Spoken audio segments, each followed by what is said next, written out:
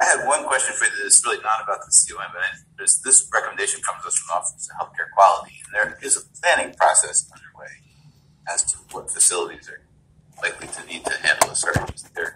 There's a broader discussion going on. This isn't just one hospital on its own. I'm sorry, there was the Secretary extended in all of the hospital CONs in April, and this, I'm sorry.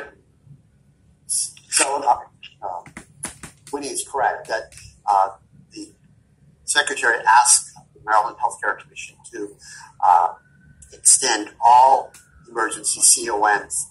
The Commission, looking at it, having some additional information, knew that some of the emergency CONs issued in March and April of 2020 had never been activated. The Commission decided to ask the staff to make inquiries on the status of those CONs with the instruction that if ECONs had never been activated, those CONs, there was no need for them to be renewed. At the meeting last month, Paul Parker brought you the list of ECONs that had been activated as well as a listing of those that had not. He also stated that after you extended those that were active, and we also indicated and informed the hospitals that those that had not had their ECONs approved could apply to extend those for good cause. I don't believe we've received any request to extend non-activated ECONs up to this point. There's a few days left in that window, so it could still happen, but I don't have any indication that there are any. Secondarily, Paul is working with a multi-agency team to look long-term at the solution of surge hospitals or surge capacity, with the goal of identifying perhaps up to half dozen, perhaps a few more hospitals that would have, in the case of future pandemic surges, the capability to stand up to 30 bed units within those hospitals. That initiative is independent of these ECON activities, and I think longer term that may be the way forward. Keep in mind what Winnie is asking you is to extend this the request today through April of 2023. It is possible that a future health secretary could ask extend it further, but my expectation is that the next phase will be a much more organized approach with a fewer number of hospitals responding to the surge, ideally geographically distributed across the state, so that folks from the Western Shore or Eastern Maryland potentially would not have to go to some of the alternative care sites at either Tacoma Park or Laurel, should they need that care. So that's where the extent. I don't think this is contradicting anything that's on the long-term, longer-term project, but that's a work in progress at this point. Thank you. I don't think commissioners have any questions. If not, I will call the question.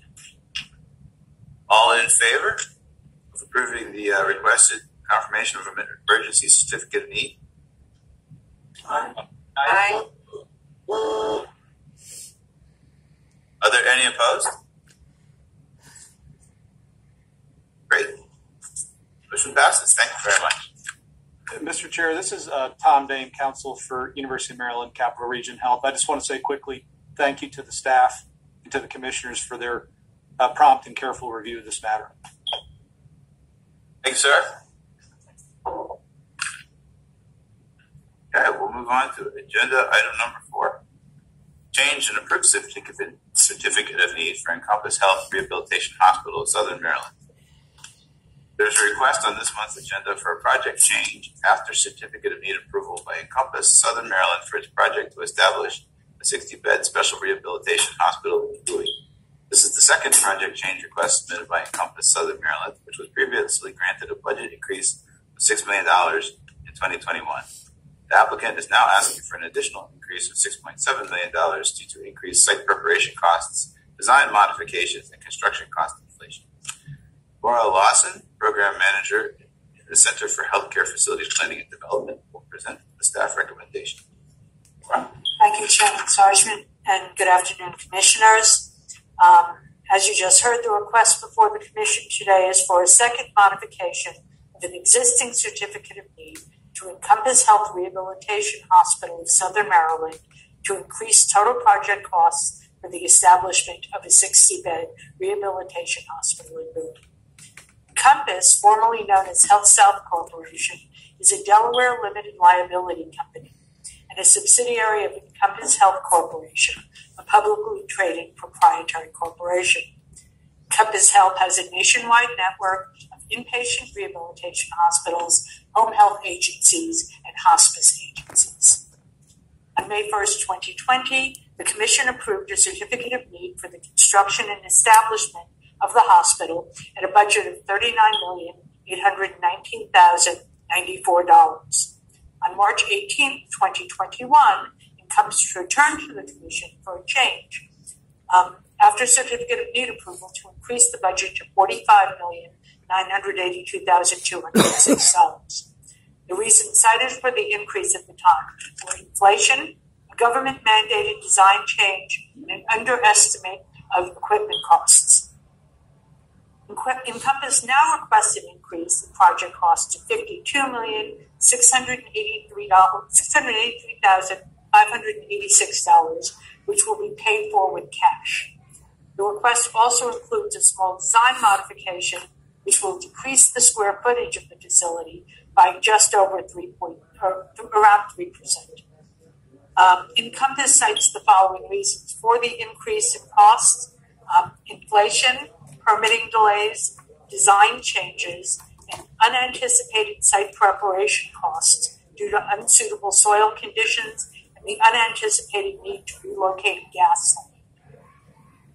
This request requires Commission action because it would incur capital cost increases that exceed the approved capital cost inflated by an amount determined by applying the Building Cost Index that's published by the Healthcare Cost Review from the application submission date to the date of filing the request for approval of project change.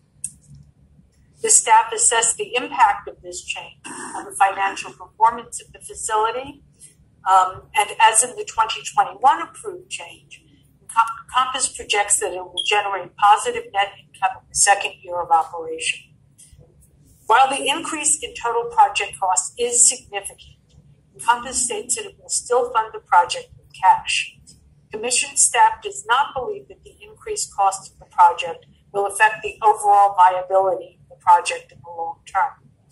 There are no material changes in the location, capacity, or nature of the project. Therefore, staff concludes that this requested modification does not change the Commission's 2020 findings concerning the need for and positive impact of the project. The project's impact on existing providers remains consistent with the Commission's prior findings in the original COA. It is not expected that this increase will result in higher Medicare or Medicaid or costs to the Medicare or Medicaid programs. And for this reason, or for these reasons, staff recommends that the Commission approve Encompass Health Rehabilitation Hospital of Southern Maryland's request for a project change after certificate of need, including the original conditions that were issued with the COA. Attending on the phone today for Encompass are Susan Lyerly, Staff Attorney, State Regulatory and Compliance at Encompass Health, and Ella Aiken, Counsel for Encompass. Thank you.